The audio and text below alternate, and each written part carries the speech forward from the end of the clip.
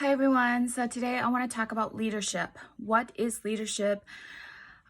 Yesterday I was at a women's leadership conference and I loved it. It was amazing. It was so good to just kind of get the information back into my system. And I want to talk about it because this is something I'm very passionate about. It's something I coach on. It's something I continuously learn about. And the concepts are still the same, but a different person saying it allows me to have it land a little bit differently. So what is leadership? You might think, what is this leadership? Like, I want to be this leader. Leadership is just of influence. Like, you have influence over someone else. Your aura, your energy, your being can influence someone else. And that is really the essence of leadership, is the ability to influence someone else through you. And so when you take a look at leadership that way and you're like, how do I become a leader? Well, work on you, right? Work on you. I think leadership is hard and challenging when we don't know who we are. We don't know what kind of leader we are. We go out and read all sorts of leadership book. We identify a leader that we really like, and we try to either be just like them.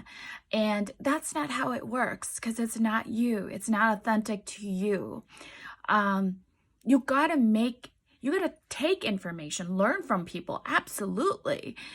Learn from them. Idolize your idol and say, okay, what are the qualities that they have that I want to be able to possess? How can I learn to be more of that? But be it from a Yang Yi's way, right? Or a Johnny's way, or whatever, from your way, your authentic self. That's going to make leadership, whether it's a position, whether it's a community, whether it's just leadership in your own personal life, it's so solid when you build that foundation for yourself and you know who you are. So it starts right there. Leadership starts with you. And then it's really, if you're looking for, in a career-wise, I'm going to talk about career because that was really the topic yesterday. It's really about career advancement and how to become a leader within your community, your work, right? Know your work. Be a good worker, be a hard worker, know your stuff. If you don't know it, learn it. If you're going to be a supervisor, learn that stuff that you don't know. Learn it. It really discredits you when you don't know what you're talking about and you don't know the role. Enmesh yourself. When I became a supervisor many moons ago, I shadowed each one of my staff. There's a couple programs that I knew, but I was in charge of other programs that I was not familiar at all with. I took the time, I humbled myself to the whole process. I walked through from beginning to end what that looked like for my staff, so I could support her when she was going through it, so I could understand the logic, so I can understand the process and the procedures that's needed. For me to even have an intelligent conversation with my peers at supervisory level or even at the state level. So know your stuff, okay? That's the basic when it comes to leadership. And then be a person ultimately of character. If you are gonna say something, use your words so carefully. I see so many leaders overpromise, under-deliver. I'd rather you under-promise and over-deliver, right? You want to be very, very careful with your words because people will take you at their word, and if you can't follow through on that, that discredits you. And if you've had that happen, you can take a step back and apologize for it. Just like, I'm sorry, I really believed I had this authority, or I really believed, this was the way it's going to go. I apologize to you guys. So when you know you've made an overpromise, apologize for it. Okay, take ownership for that. That's going to really heighten your leadership skill. So again, it's so important that you have integrity. It's so important that you are a person of your word. You walk the walk, you talk the talk. And I'm not just saying in the workplace, I'm talking about outside of the workplace.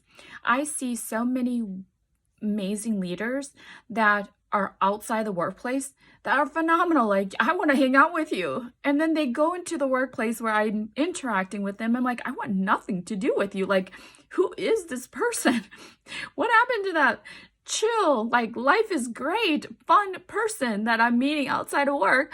And in the workplace, I want nothing to do with you. You're just mean, cruel, cold, controlling. Like, what happened? Right? There's a dissonance. If you are behaving so drastically different in your environments, that's a first sign that your leadership needs to be worked on. Something is off here. You got to figure yourself out. That should be a sign for you to take a look inside. But you should really be authentically who you are in different scenarios. But of course, like, dress for the occasion, right? You're going to be a little bit different as a supervisor. Your core and authentic essence is the same, but your ability to manage and your how you are may be different. Like, when I'm around my friends, I'm still who I am, but I'm more fun. I'm more happy. I'm more relaxed, So that's the only difference. Your essence should be the same wherever you're at. If you are a strong, authentic leader. And then the key thing in leadership is all about relationship. Leadership is really all about relationships. Employment, life, it's all about relationship. Build authentic relationship with other people. Do not be, again, like someone that is very superficial. Because that's what you will get is superficial relationships, and no one's going to really be able to vouch for you. If you look around the room and you look around your circle and if you see that you're like, I can't count on anybody, guess what? They can't count on you either. So that's a sure sign that your relationship, you got to work on those relationships. You got to really invest in your relationship. And lastly, grow, like learn stuff, grow, continuously learn about yourself, continuously explore who you are as a leader, continuously take in information like a sponge and wring it out and say, that is me, that's not me, I'm going to lead this way. I used to, when I started leadership, just, idolize all these leaders, and I wanted to be just like them. And I realized I was not them. I was not John Maxwell. I was not, Mother Teresa, but I'm small components of them. And how do I make my strengths and who I am the best leader for my tribe? There's going to be people who will jive with you in your leadership, and there's going to be people that you don't. There's skills on working with those individuals, right? But know that if you are truly your core solid self and people are still behaving in disturbing ways or on non-compliance, whatever, they're not following the rules, right? Of the employee in the workplace. It's on them, right? But you can, I'd say majority of the time, I'd say all my staff, I've had a little bit of a issue trying to just get my leadership up and moving in my organization. And then after that, once we had that clarity and that openness out and that conversation about what is our relationship going to be? What would you expect of me as a supervisor? And what do I expect of you as an employee? How are we going to be with each other when things get difficult? Once I had that conversation initially, I started that right out off the bat as a leader. And our relationship from then forward was really open, honest, hard at times, but it was so raw and authentic. And it was so good because we're able to come back to that design relationship that we created initially, that we really want to be able to work together. And that's it, you know, in the workplace, you want to be able to work with your colleagues.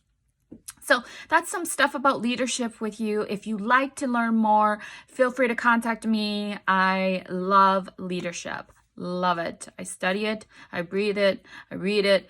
I do it every day. I practice it every day in my work. So, all right. I'll see you guys out.